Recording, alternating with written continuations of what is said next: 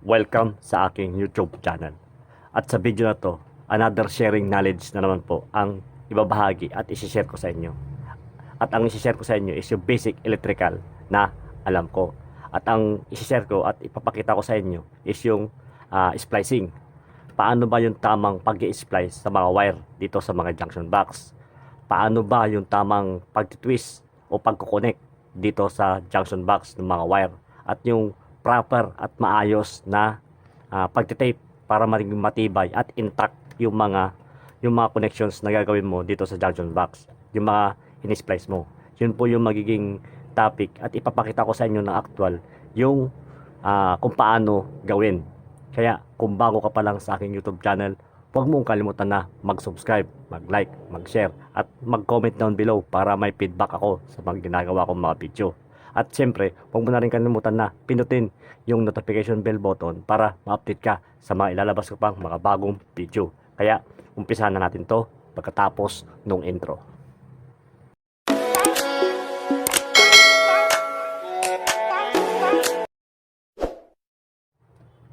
Splicing.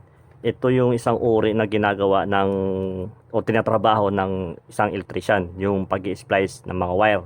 Dito nagme-meet up lahat ng mga wire natin na i-connect papunta mula dun sa breaker, papunta sa mga junction box, papunta rin dun sa mga ilaw, papunta sa mga outlet at saka sa mga switch.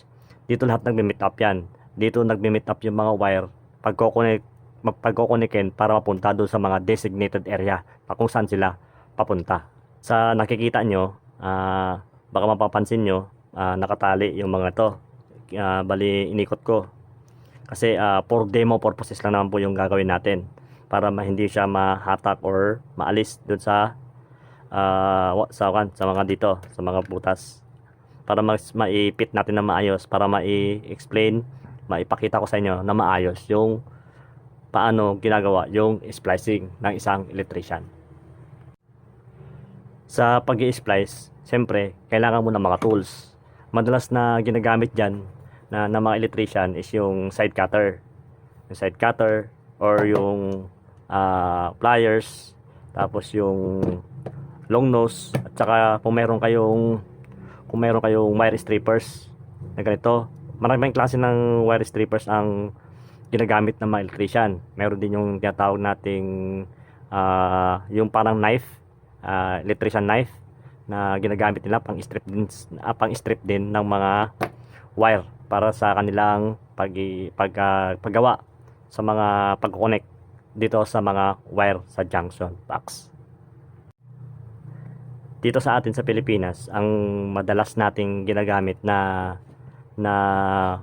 pag-i-splice or pagko-connection, yung tinatawag natin na pigtail or rat tail connections. Yun yung madalas na ginagamit ng mga electricians. Pero sa ibang lugar, gumagamit na sila ng mga connectors, iba't ibang klase ng connectors, maraming klase yan. Pero dito sa atin, ang madalas natin ginagamit is yung electrical tape ang ginagamit natin para sa pagko-connect sa splicing. Sa pag-i-splice naman, ito ang ginagawa pagka meron kayong stripper. Ito lang yung meron ako na wire stripper. Bali may iba't ibang sukat yan kung anong wire yung kasya dito. Kaya splice natin.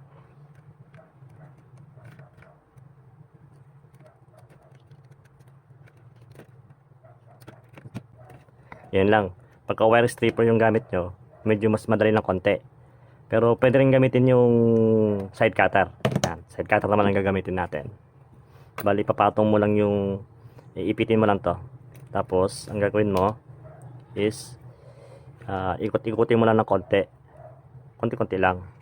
Pag gawin na, bali, iaangat mo yan para lumitaw yung wire. Pagka lumitaw na, unti-unti mo na siyang iaangat. Hanggang sa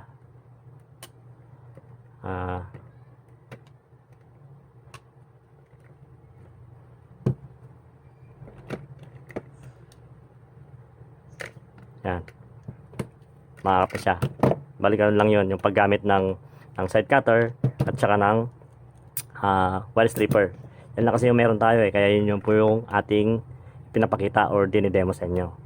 At ang gagawin naman natin is yung paano ba i-connect yung mga wire dito sa junction box. Sa pag-connect naman ng mga wire, ang ginagawa ko dito, ito is sa akin lang po to may iba't iba kasing diskarte ang mga electrician sa pag-connect or ano yung mga trabaho nila, kung paano nila ginagawa o tinatapos yung kanya-kanilang mga trabaho. Ito yung papakita ko sa inyo is yung alam ko lang, yung para sa akin lang. Baka sakaling sa inyo ay makatulong at ma magkaroon kayo ng idea sa kung paano gawin. Ang ginagawa ko, medyo binubulat-lat ko yung wire.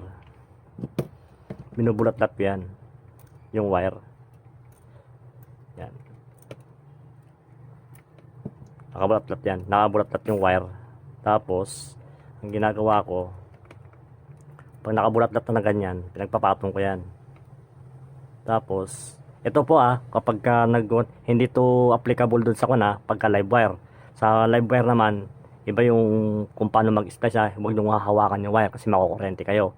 Ito yung mga walang kuryente o walang power. Kaya, ito yung gagawin nyo. Baka mamaya, ang gawin nyo, pati sa live wire, ganito yung connection na gawin nyo at hawakan nyo yung wire. Delikado po yun. Kung gagawa kayo ng ganon, o live wire yung inyong gagawin, huwag nyo kalimutan na magsuot ng safety gloves para sa kuryente. Kasi, napakadelikado at ng kuryente. Kunting pagkakamali mo lang dyan, pag live wire ka, pwede kang madisgrasya. Pwede kang madisgrasya sa gagawin mo. Kaya ito walang live wire, hindi to sa live wire, bali ipapakita ko lang sa inyo yung kung paano ko ginagawa yung pag-connect sa mga junction box, yung splicing. Bali ang ginagawa ko, binubulat-lat ko yan. Tapos iniikot ko. Iniikot ko yan. Iniikot ko ng kahit ganyan lang. Diba? Pag naikot mo na yung wire, papasin mo naman, nakaikot na yan. Tapos, ang ginagawa ko, iniipit ko ng plies. Tapos, iniipit ko ng kahit yung long nose, kung may long nose kayo, yan. Ikutin nyo lang yan. Ipitin nyo. Tapos, dahan-dahan nyo siyang ikutin. Yan. Hanggang sa humigpit yung wire.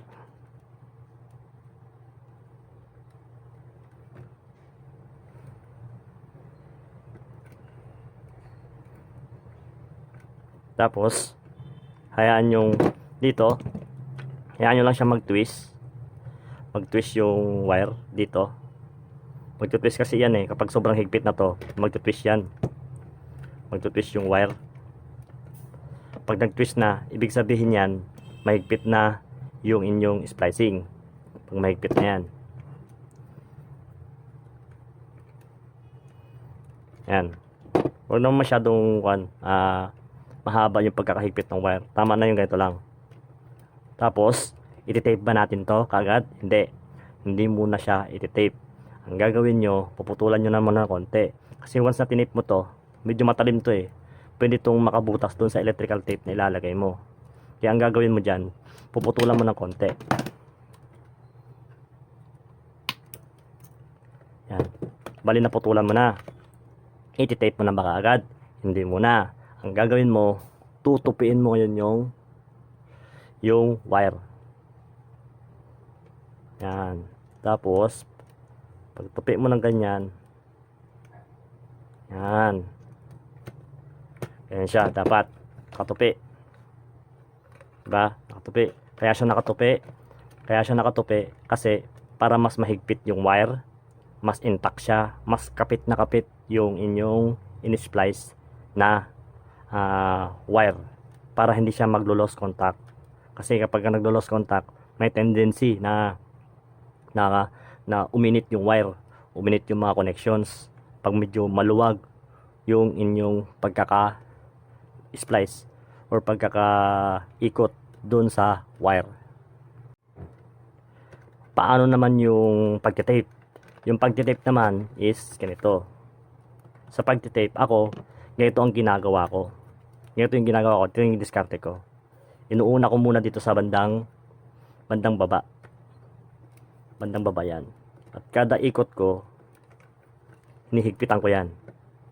Kada ikot, higpit, ikot, higpit, hanggang sa marating mo yung pinaka copper. Tapos iniikot ko yan. Pagkakuan yan, tutupiin mo yan. Pag tupiin mo dun sa dulo, ikutin mo ulit siya. Tapos higpit, tapos ikot, higpit, ikot, higpit. Yan lang yung tamang pagka-tape. Higpitan nyo na mabuti para maganda yung lapat ng wire doon sa connections. Yan.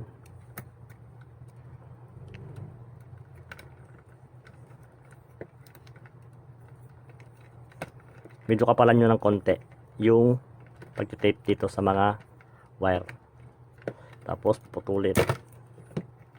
Yan. Ganyan po yung kanyang tsura pag natapos. Diba? Maganda siya, pit na pit, at maganda yung pagkakatape. Ganyan po yung tamang pagko-connections at saka pagtitape ng wire. Paano naman pag tatlo yung wire? Paano yung pagkaka-splice dito sa junction box? Pag tatlo lang yung wire, ganito naman yung ginagawa ko. Kapag tatlo naman yung wire, ganito naman yung ginagawa ko. Bali, siyempre, dapat luwagan lang muna natin yung wire, paghiwalay ng konti para pit na pit yung kanyang connections. Ang ginagawa ko, pinagko-cross ko yung dalawa. Tapos yung isa, kinikitna ko yan. Inalagay ko sa gitna. Yan. Tapos ang ginagawa ko, niikot ko na isang beses. Yan. Nakaipit siya. Ibig sabihin nakaipit siya doon sa gitna. Yung isa. Tapos iniikot ko yan. Bago ko ikutin yung nasa gitna. Yan. Yan. Tapos kapag naikot ko na, ginagawa ko, siyempre, ipitin natin ng plies. Tatlo. Tapos, dahan-dahan nating ikutin yung copper wire.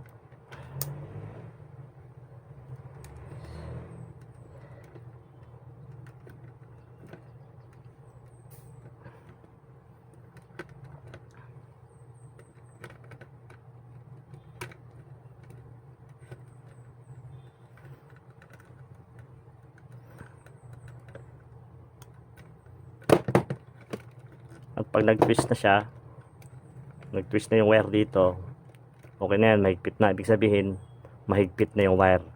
Tapos puputulan natin ng konti yung dulo. Tapos tutupin.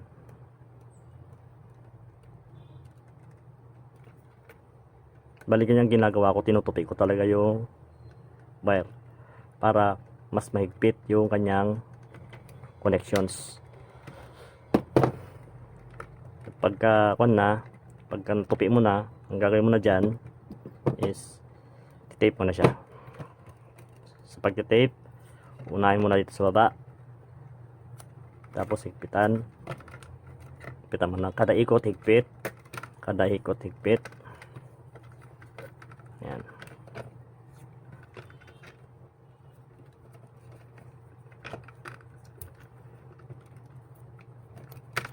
Kada ikot mo yan, higpitan mo yan para maging maganda yung inyong connections. Yan.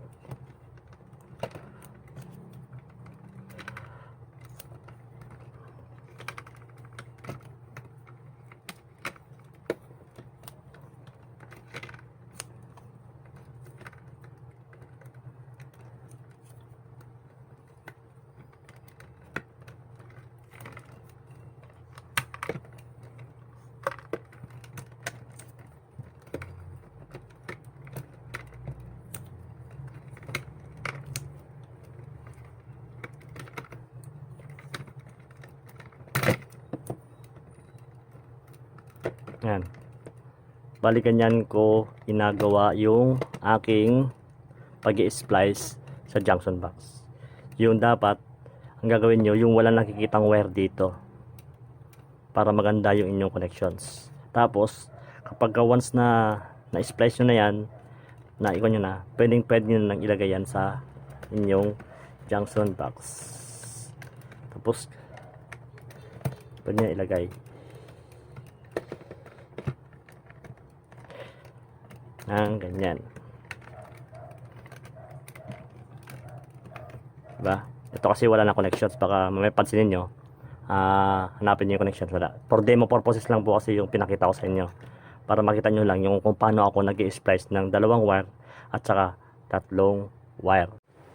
At saka maidagdag ko na rin pala yung kung gaano ba kahabang wire yung nakalitaw dito sa mga junction box, kung gaano kahaba. Ang ginagawa ko is yung ginagamit ko, yung aking daliri. Ito, ganito siya kahaba. Yung ito, mula dito hanggang dito, diyan po kahaba dapat yung wire na nakalabas dito, nakalabas sa mga junction box para sa splicing mo, para hindi masyadong mahaba, hindi masyadong maikli, yung sakto lang. Kung gusto man, pwede naman 6 inches.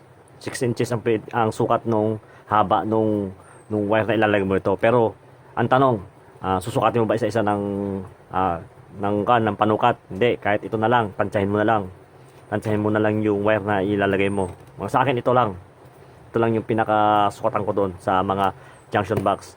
Ganun ko sinusukat at ginagawa yung trabaho ko kapag nagagawa ako ng mga connections kagaya ng ganito.